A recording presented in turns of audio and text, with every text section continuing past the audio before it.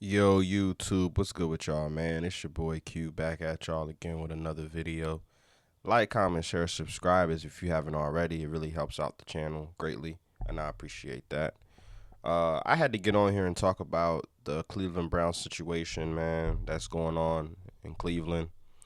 The Cleveland Browns have officially decided to trade Joe Flacco to the Cincinnati Bengals for a six-round pick, and this was shortly after Dylan Gabriel had made his season debut against the Minnesota Vikings, which he lost last minute.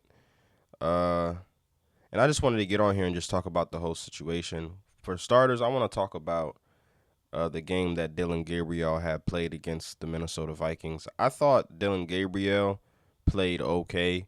I didn't think he played crazy. Like, I don't think watching that game and going back and watching it, I don't necessarily think that Dylan Gabriel did too much in that game to set himself apart from Shedeur Sanders. He had 190 yards passing, two TDs, no turnovers. He played a clean game. It looked like Kevin Stefanski was calling plays that Dylan Gabriel was comfortable with, plays that could get him in rhythm. And Dylan Gabriel's strongest attribute to his game is being able to get the ball out quick and make quick decisions. You know what I'm saying? And that's basically what he did the entire game. Majority of his plays were like check downs and like little routes here and there.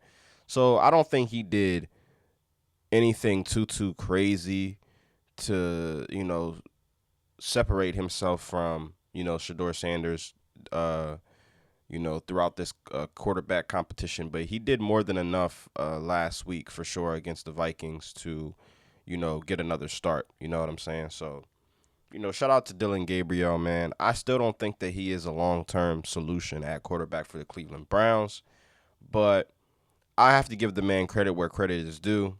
One of the best defenses in the league, the Minnesota Vikings, and he came out there and he played solid. He played a solid game, man. So shout out to Dylan Gabriel. But now that the Cleveland Browns have officially moved on from old man Flacco, what does that mean for Shedeur Sanders? Shedeur Sanders has officially slid into that quarterback two position, and I think that because Kevin Stefanski didn't necessarily want Shedeur Sanders on the team, but Jimmy Haslam did. I think that Shedeur Sanders is going to see the field at some point now. Dylan Gabriel is the starter for right now, but I think him being the starting quarterback is only going to be for so long. I think Dylan Gabriel is on borrowed time. I think eventually, he's going to get exposed. Um, I think Shador Sanders is going to get his shot, man. It's been a long time coming, but I kind of see what the Browns were doing with the Shador Sanders thing. You know what I mean? To keep fans coming into the building, hoping that Shador Sanders will play at some point. It kind of gets asses in the seats. You know what I'm saying? As opposed to throwing him out there and he ended up flopping and everybody asking for their money back. You know what I'm saying? But I think that the Cleveland Browns are finally listening to the media and listening to the fans, and I think it's a good move for them, man. Just go with the young guys, Shador Sanders, Dylan Gabriel. Let them guys battle it out for that quarterback position for now. Joe Flacco, like I said, man, he's way past his years. And I kind of figured of at some point, man, they were either gonna sit Joe Flacco down or they were going to trade him, and they decided to trade him to Cincinnati. Now, on Cincinnati Bengals end, because I haven't really gotten a chance to talk about them too much during this video, what does this mean for the Cincinnati Bengals now that they got Joe Flacco? You know what I'm saying? We know that Joe Burrow is still recovering from that turf toe injury, and ever since Joe Burrow went down, the Cincinnati Bengals have been nothing but a disappointment with Jake Browning, man. Jake Browning is not a starting quarterback. I don't even think Buddy is a valuable backup at this point. You know what I'm saying? So I think getting Joe Flacco in there is going to give Jamar Chase a little bit more opportunities. It's going to give T. Higgins a couple more opportunities.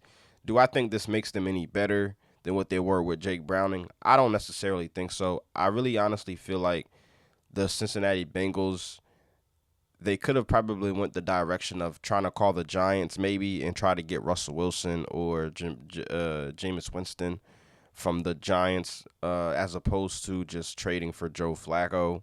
You know what I'm saying? But Joe Flacco would be a good little 3-4 game, you know what I mean, bridge quarterback for them, at least until Joe Burrow comes back. I'm not really sure when he's coming back because apparently he was supposed to be out for 3 months, so we don't know. But I just think that there were better options out there for the Cincinnati Bengals as opposed to trading for Joe Flacco. Because let's just be honest, man, Joe Flacco hasn't done a damn thing with the Browns all season. But at the same time, Joe Flacco is a veteran. It's not going to take him too long to learn the playbook and to get acclimated into the offense.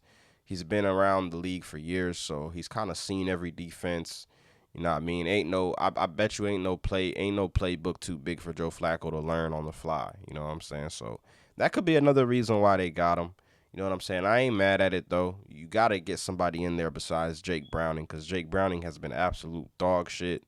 So I don't blame them for that, man. But Shedeur Sanders' time is definitely coming, man. Now that he's QB2,